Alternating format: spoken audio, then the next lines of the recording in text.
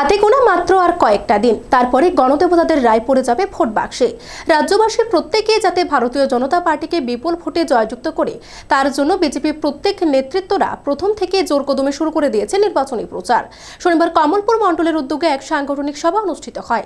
উপস্থিত ছিলেন বিজেপি প্রদেশ সভাপতি রাজীব ভট্টাচার্য, কমলপুরের বিধায়ক মনোজ কান্তি দেব, সুরমা বিধানসভার বিধায়িকা স্বপ্না দাস পাল সহ অন্যান্যরা।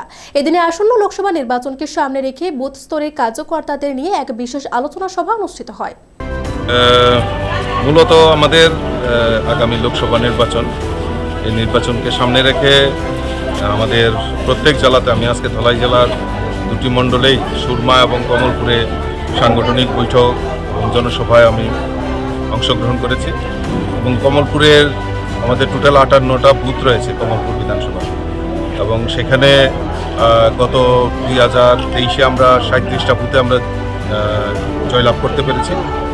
তো আমাদের যে মূল লক্ষ্য, আমি দিল্লির নেতৃত্বকে বলেছি যে আমাদের রাজ্যে 3349টি বুথ রয়েছে, প্রত্যেকটা বুথে পদ্মফুল ফুটিয়ে মোদিজিকে উপহার দেব।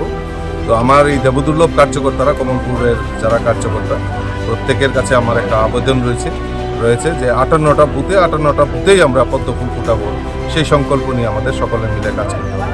এবং আমার দেবদুর্লভ কার্যকর্তাদের প্রতি আমার আত্মবিশ্বাস রয়েছে, তারাও আগামী দিনে আমাদের যে সংকল্প, মোদিজির যে সংকল্প, সেই সংকল্পকে পাথেয় করে আমরা সবাই মিলিতভাবে কাজ করব। এই অঙ্গীকার নিয়ে আজকের এই সভা এখানে সংগঠিত।